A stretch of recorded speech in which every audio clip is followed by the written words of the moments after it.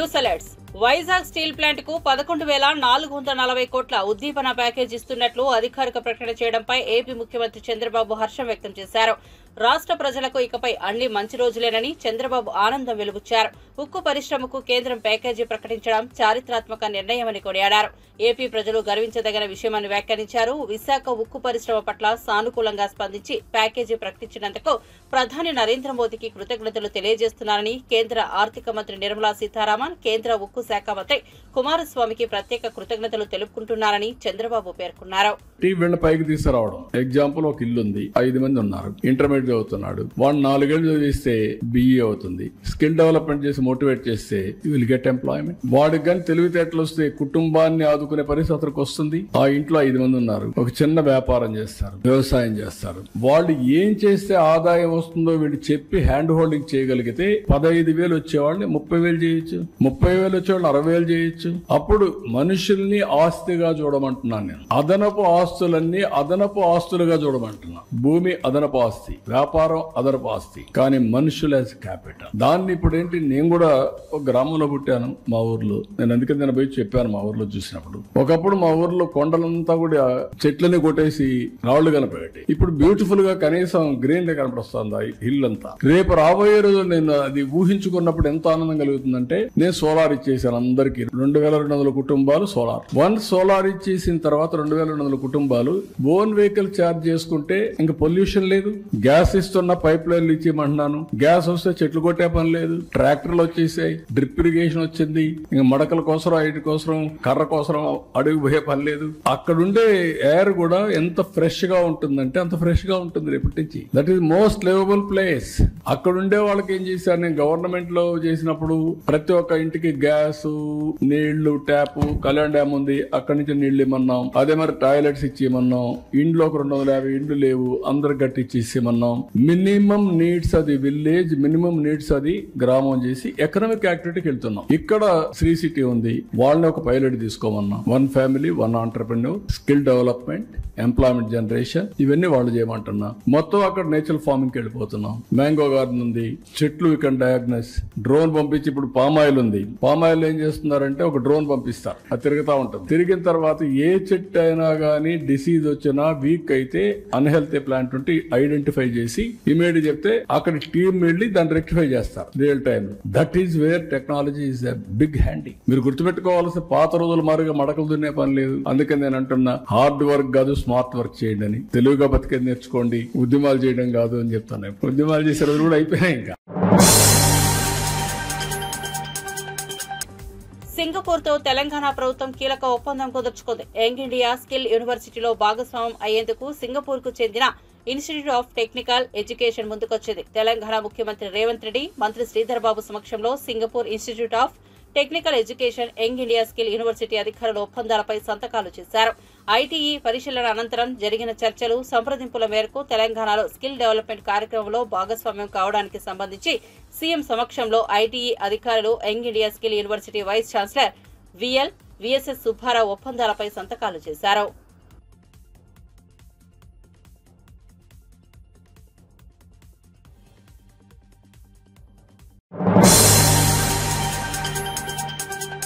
కేటీఆర్ నోటికి ఏది వస్తే అదే మాట్లాడుతున్నాడని, ఆయన మెంటల్ ఆసుపత్రికి వెళ్లడం ఖాయమని భువనగిరి కాంగ్రెస్ ఎంపీ చామల కిరణ్ కుమార్ రెడ్డి అన్నారు.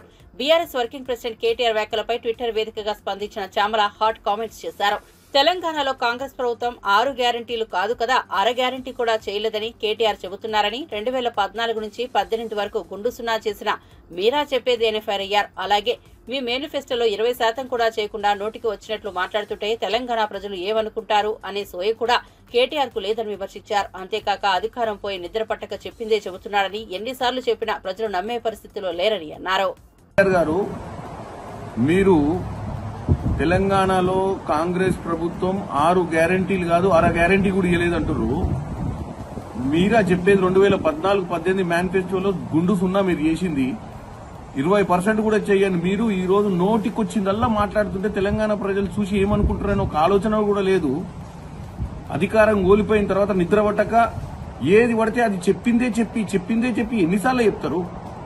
ఏకకాలంగా నువ్వే మన ఈ మధ్య ఒప్పుకున్నాం, మేము 10 సంవత్సరాలల్లా రైతులకు అన్ని రకాలుగా 85,000 కోట్ల రుణమాఫీ చేసినామని చెప్పి అన్ని కలిపి మేము ఒక్క సంవత్సరంలోనే రైతుకు 50,000 కోట్ల పైచీలకు రుణమాఫీయే కాకుండా రకరకాల స్కీమ్ల ద్వారా ఇచ్చినాం. ఓన్లీ రుణమాఫీయే మేము దగ్గర 24 లక్షల మంది రైతులకు 21,000 కోటి మేము ఏకకాలంగా ఇచ్చినాం. మీరు ఇచ్చింది మిత్తి మాత్రమే. ప్రతి సంవత్సరం 5,000 రైతు బంధు కింద ఇచ్చారు. మేము ఆల్రెడీ రైతులకు చెప్పినాం, రైతు భరోసా అనేది ఎవరైతే రైతులు పొలం చేసుకుంటారో వాళ్ళకే ఇస్తాము. రోడ్లు రప్పలు ఏమంటారు రియల్ ఎస్టేట్ చేసిన భూములకు మీ మాదిరిగా ఇయ్యమని చెప్పి, ఎందుకంటే ప్రజాధనాన్ని దుర్వినియోగం చేయం, రైతులకు ఇస్తానది రైతులకే ఇస్తాం. ఎందుకంత ఆవేశపడుతున్నావు? ఓ పక్కన నువ్వు చేసినటువంటి దౌర్భాగ్యపు చర్య హెచ్ఎండిఏ పైసలు తీసుకొని దారదత్తం నీ దోస్తుల కోసం చేసుకున్నది కాకుండా ఇప్పుడు తప్పుడు ప్రచారం చేస్తూ ఢిల్లీలో రేవంత్ రెడ్డి గారు ఏదో చెప్తుండు. కాంగ్రెస్ ప్రభుత్వం మీ నాయన చెప్పిండా కాంగ్రెస్ ప్రభుత్వం మోసం చేస్తుంది ప్రజలని? తెలంగాణ మీ నాయన ఇచ్చిండా? యూపీఏ ప్రభుత్వం ఉన్నప్పుడు తెలంగాణ ఇచ్చిందన్న ఒక్క సోయి కూడా లేదు నీకు. నువ్వు మీ నాయన మీ కుటుంబ సభ్యులంతా పోయి సోనియా గాంధీ కాళ్ల మీద పడ్డ ఫోటోలు ఇంకా ఉన్నాయనేది మర్చిపోతున్నావు. నువ్వు కాంగ్రెస్ వాళ్ళు మోసం చేస్తారని చెప్తే కూడా ఆడబిడ్డలు ఇల్లేదా? ఏం మాట్లాడుతున్నావు కేటీఆర్? నువ్వు 2014-18లో ఒక్క పైసా పనికిరాని రాజకీయం చేసిరు, పనికిరాని రాజ్యం వెళ్ళిరు మీరు. నువ్వు యువరాజు అనుకున్నావు, మీ నాయన రాజు అనుకున్నావు, నియంత పక్కడ పోయి మొత్తం రాష్ట్రాన్ని అప్పులపాలు చేసి 7 లక్షల కోట్లు అప్పు చేసిన మీరా మాకు చెప్పేది? మాకు సంవత్సరం జరిగింది, ఇంకా 4 సంవత్సరాలు ఉందని పదే చెప్తున్నా. 4 సంవత్సరాలలో మేమేం చేయకపోతే ప్రజలు మాకు బుద్ధి చెప్తారు. నువ్వు కాదు బుద్ధి చెప్పాల్సింది. నువ్వు చేసిన తప్పుల్ని కప్పిపుచ్చుకునే ప్రయత్నం చేస్తున్నావు. నువ్వు ఏదన్నా ఉంటే మంచి అపోజిషన్ లీడర్ గా వాస్తవాలు చెప్పు. 6 గ్యారెంటీలు కాదు 6 గ్యారెంటీ అని ఎట్లా అంటావు చెప్పు. నోరు గుల కాబట్టే. కాకపోతే 21,000 కోటి ఇచ్చింది ఏంది అకౌంట్లలో పడ్డది వాస్తవం కాదా? ఉచిత బస్సు నడుస్తలేదా? 200 రూపాయల యూనిట్ల కరెంటు నడుస్తలేదా? 500 సిలిండర్ నడుస్తలేదా? ఏం మాట్లాడుతున్నావు కేటీఆర్? 6 గ్యారెంటీ లేదు, పావు గ్యారెంటీ లేదు. మెంటలెక్కిందా ఏంది నీకు? అతి త్వరలో నువ్వు ఇంకా చాలా స్కాములు నీ బయటకు వస్తాయి. నువ్వు లాస్ట్ కు మెంటల్ ఆసుపత్రికే పోవాల్సి వస్తుంది కేటీఆర్. నీకు జాగ్రత్త చెప్తున్నా.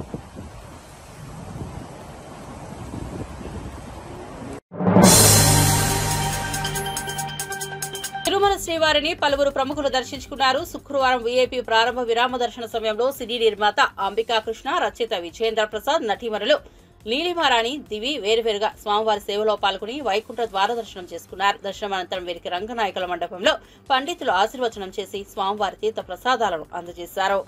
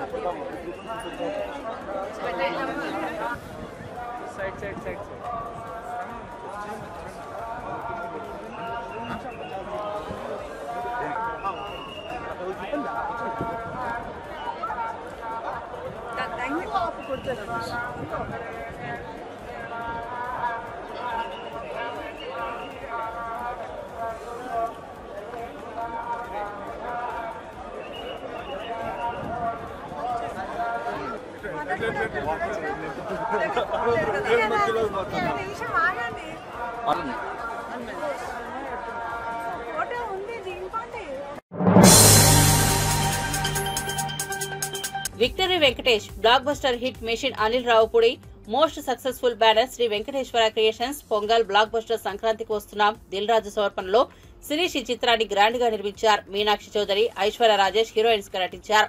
Sensational composer Bheems Ceciroleo chartbuster music ఇచ్చారు.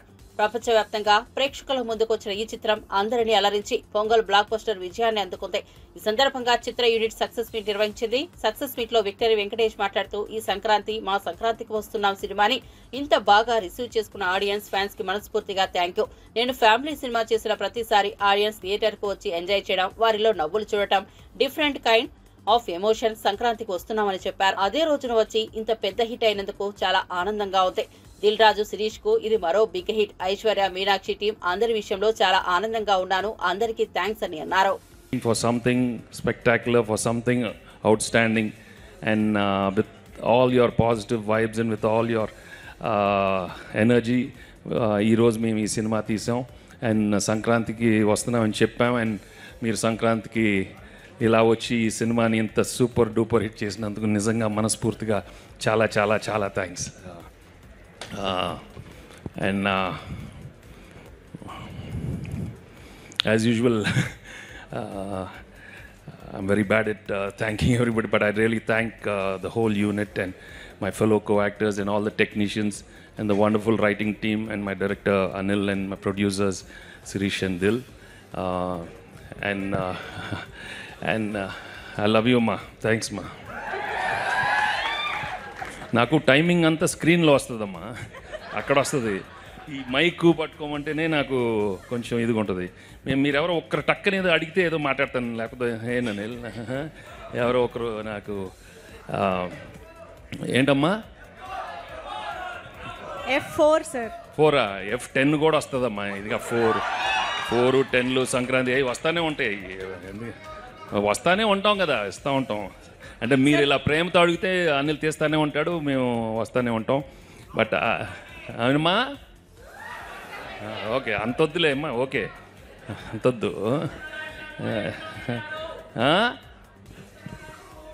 ఘర్షణలు అంటే అవన్నీ 6 ప్యాక్లు రావాలి, మాకు కష్టం ఇప్పుడు ఉంటుంది. వద్దు ఈసారి వద్దు. ఈసారి తొడలు చూపెట్టాను కదా, అందరూ 6 ప్యాక్ నాకు ఇక్కడ ఉంటుంది, ఇక్కడ ఉంటుంది 6 ప్యాక్. ఓకే ఏంటమ్మా సంక్రాంతి అల్లుడు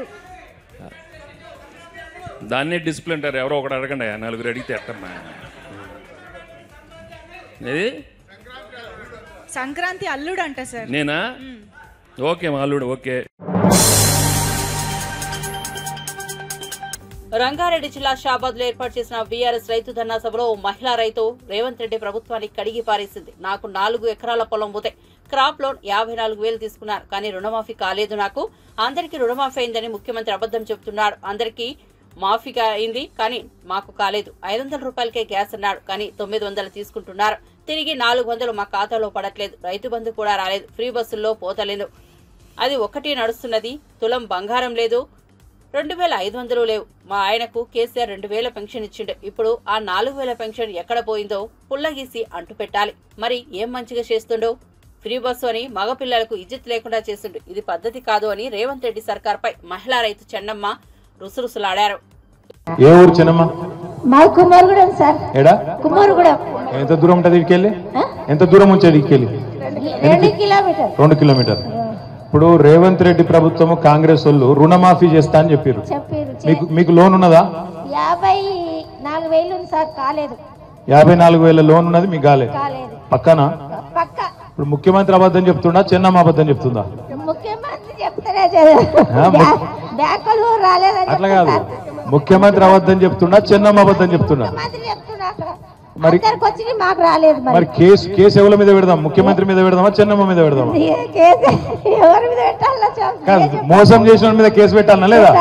పెట్టాలి. మరి గ్యాస్ గురించి కూడా 500 అన్నారు. మరి 500 900 తీసుకుంటుండ్రు, 400 బ్యాంకులు పడతలేవు. పడుతున్నాయా? పడతలేవా? పడతలేవు సార్. లేవా? పడతలేవు. అది కూడా గ్యాస్ ముచ్చట్నే అయిపోయిందా? అది గ్యాస్ లోన్ నాకు 4 ఎకరాల భూమి ఉంది సార్. 4 ఎకరాలు ఉన్నది. పల్లె సార్, పల్లె మేడం. రైతు బంధు వాళ్ళే, రైతు బంధు రుణమాఫీ కాలే. తులం బంగారం వచ్చిందా మరి? తులం బంగారం లేదు, 2000 వేయలేవు. మా ఆయనకు 200 పింఛన్ ఇస్తారు. మీ ఆయనకు 2000 పింఛన్ ఎవరు ఇచ్చారు? మా కేసీఆర్. ఈయన ఇయ్యలే కదా మరి. మరి నేను 4000 ఇస్తాను కదా, అదే కదా. ఎక్కడ పోయిందో ఆయన దొక్కపోయాడు. ఆయన ఉన్నాడు ఏం మంచి చేస్తాడు సార్. ఆడపిల్లలకు పిరి బస్సులు అన్ని ఇజ్జత్ లేకుండా చేసారు. మోపిల్లలు లేదు, మేము ఆడపిల్లలు వేడున్నాం. మోపిల్లలు లేదు, మేము ఆడపిల్లలు వేడున్నాము. వాళ్ళు ఉంటేనే మేము కదా. నేను లాజికల్ గా అడిగితే నేనేం చెప్తాను? లాజిక్ తో అది పద్ధతి కాదు సార్. పద్ధతి కాదా? కాదు కాదు. సరే నేను చెప్తా, మరి ఎక్కడ ఎదురుగా పడితే చెప్తా, కానీ తప్పించుగా తిరుగుతుండే ఏం చేయాలి? తిరిగితే ఏదైనా గెలిపిస్తాం ఈ సార్. నువ్వే రైట్. థ్యాంక్ యూ చిన్నమ్మ.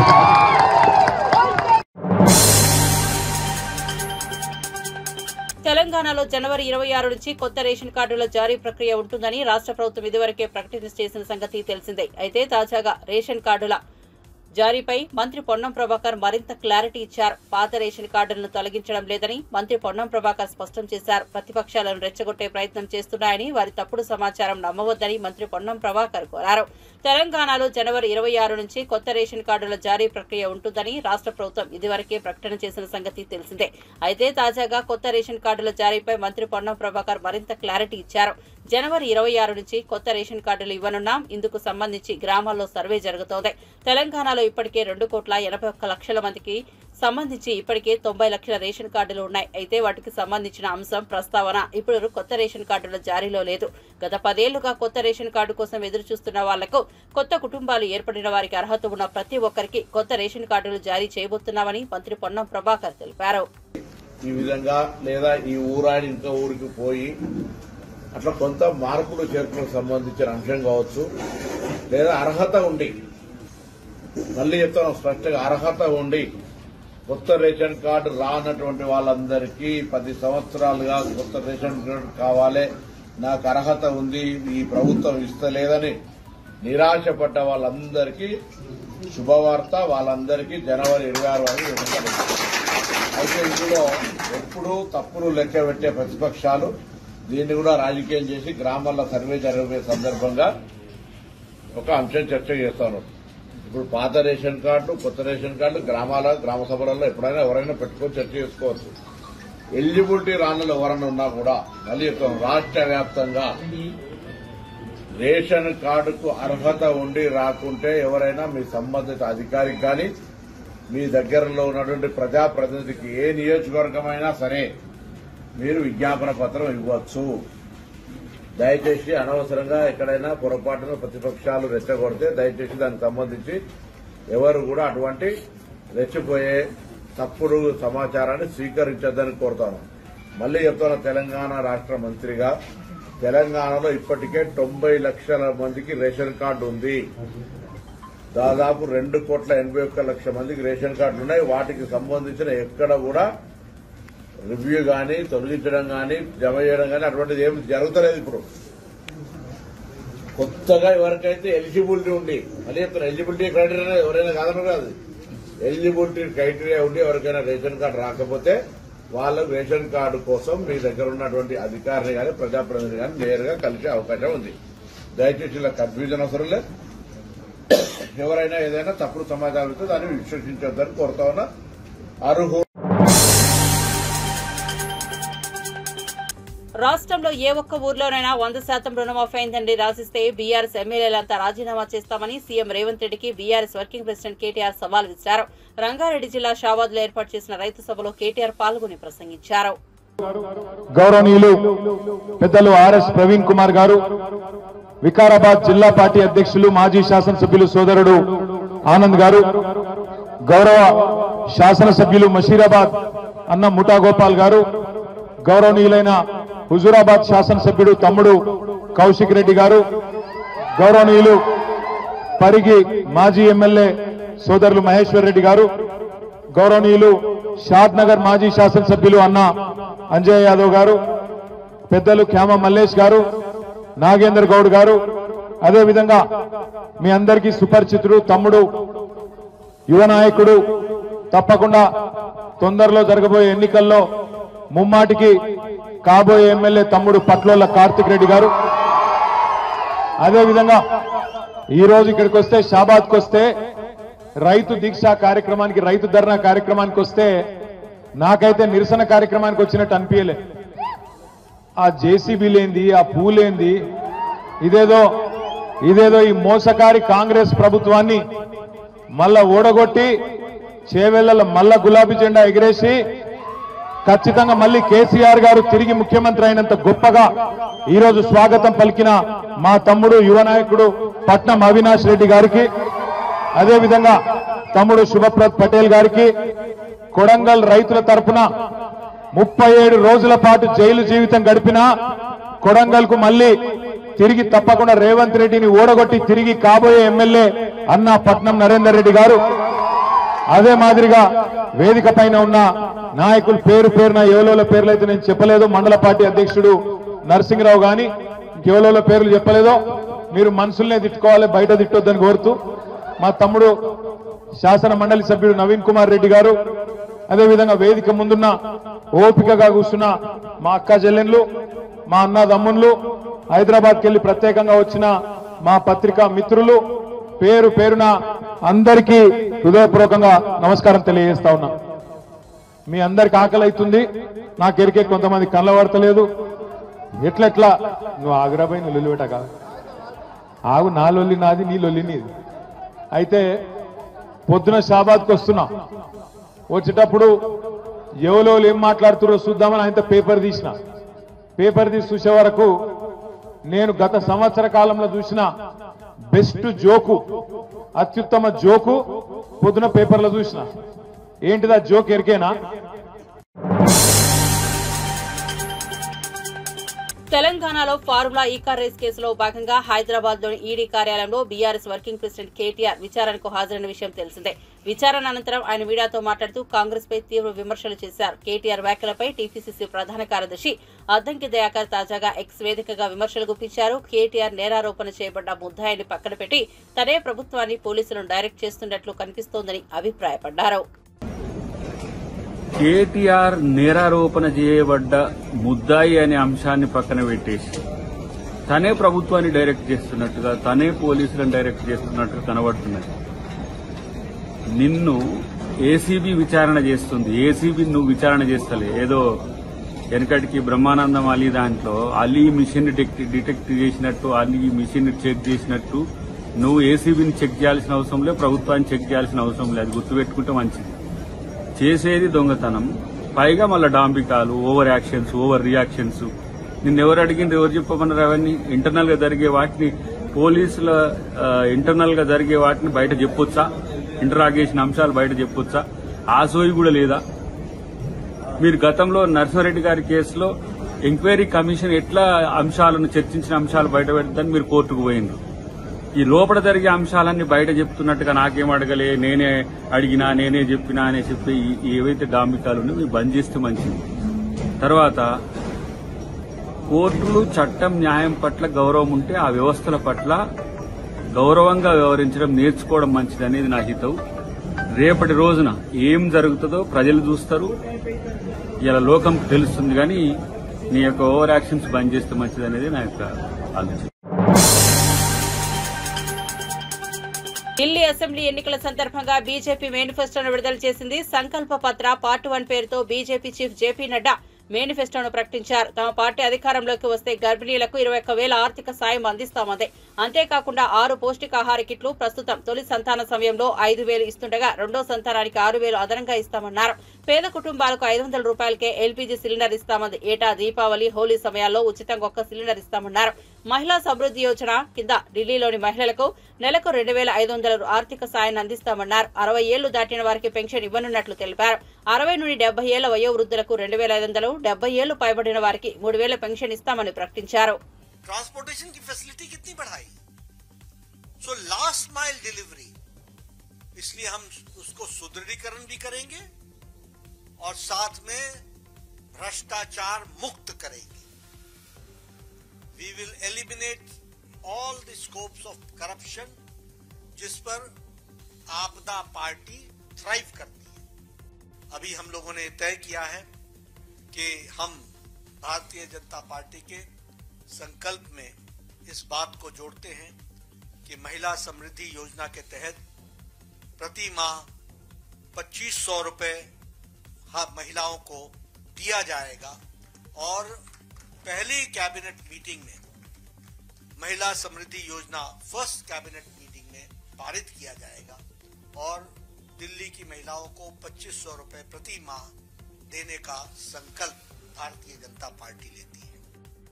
आयुष्मान भारत में हमने तय किया है कि दिल्ली की सरकार बनने पर प्रथम कैबिनेट में हम आयुष्मान भारत को जो केंद्र सरकार की स्कीम है उसको लेटर और स्पिरिट में पहली कैबिनेट में इंप्लीमेंट करेंगे और इसके साथ साथ हम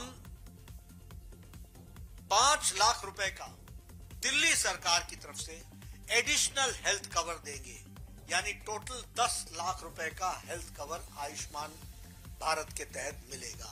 मैं ये भी बताना चाहता हूं कि इनके मोहल्ला क्लिनिक्स में फ्रॉडुलेंट लैब टेस्ट हुए, फ्रॉड हुआ है और उसी तरीके से लगभग 300 करोड़ रुपए का स्कैम हुआ है।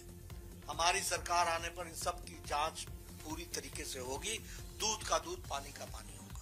वरिष्ठ नागरिकों के बारे में मैं कहना चाहूंगा कि उनके जीवन को सरल और सफल बनाए, इसके लिए हम लोगों ने राजस्थान में उनके पेंशन में बार बार बढ़ोतरी की है और यहाँ मैं इस बात की घोषणा करता हूं कि हमारी सरकार 60 से 70 वर्ष के बुजुर्गों के लिए, एल्डर सिटीजन्स के लिए उनकी सीनियर ఆర్థిక కష్టాల్లో ఉన్న వైజాగ్ స్టీల్ ప్లాంట్కు పునరుజ్జీవ ప్యాకేజీ కేంద్రం ప్రకటించింది. మొత్తంగా 11,440 కోట్ల ప్యాకేజీని ఇవ్వబోతున్నట్లుగా కేంద్ర మంత్రి అశ్విని వైష్ణవ్ ప్రకటించారు. కేంద్ర కేబినెట్ సమావేశంలో ఈ మేరకు నిర్ణయం తీసుకున్నారు. మొదట 17,000 కోట్ల ప్రచారం జరిగింది. తర్వాత 10,330 కోట్లు అని చెప్పుకున్నారు. అయితే అధికారికంగా 11,440 కోట్ల రూపాయలను కేంద్రం స్టీల్ ప్లాంట్ రివైవర్ ప్యాకేజీ కింద ప్రకటించింది. साथियों, माननीय प्रधानमंत्री श्री नरेंद्र मोदी जी ने RINL के रिवाइवल के लिए 11,440 करोड़ रुपए का पैकेज कल कैबिनेट की CCEA में अप्रूव किया है। ये बहुत बड़ा एक रिवाइवल पैकेज है। RINL देश के स्टील सेक्टर में एक बहुत इम्पोर्टेंट कंपनी है जो कि आंध्र प्रदेश में स्थापित है और ये यूनिकनेस है इसकी कि ये पोर्ट बेस्ड स्टील प्लांट है।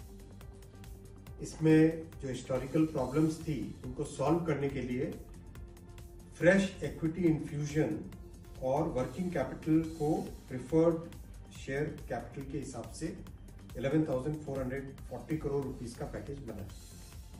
इससे RINL के फंक्शनिंग में इमीडिएट इम्प्रूवमेंट आएगा। शुरुआत में 2 ब्लास्ट फर्नेसेस से काम स्टार्ट कर देंगे जल्दी से और अगस्त तक आते आते 3 ब्लास्ट फर्नेस से फंक्शनिंग इसकी पूरी होगी। RINL के रॉ मटेरियल के टाइप के लिए भी काम चल रहा है, NMDC से टाइप है। साथ ही साथ RINL के जो सब्सिडियरी कंपनीज है उसमें भी ध्यान देकर रॉ मटेरियल की सिक्योरिटी लाई जा रही है। ओवरऑल जो माननीय प्रधानमंत्री जी का आत्मनिर्भर भारत का बहुत बड़ा एक विजन है, उसमें RINL की एक महत्वपूर्ण भूमिका रहेगी। भारत में जिस तरह से स्टील की डिमांड बढ़ रही है उसमें RINL एक महत्वपूर्ण भूमिका निभाएगा।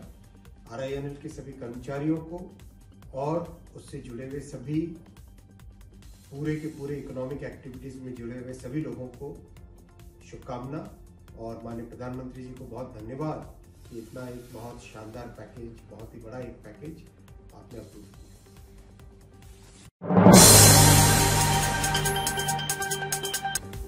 ములుగు జిల్లా గోవిందపేట మండలంలో ఆర్టీసీ బస్సుకు ప్రమాదం తప్పింది. మచ్చాపూర్ చల్వాయి గ్రామంలో సమీపంలో జాతీయ రహదారిపై స్టీరింగ్ లాక్ కావడంతో బస్సు ఒక్కసారిగా పొలాల్లోకి దూసుకెళ్లింది. ఆ సమయంలో బస్సులో 50 మంది ప్రయాణికులు ఉన్నారు. ఈ ఘటనలో పలువురు స్వల్పంగా గాయపడ్డారు.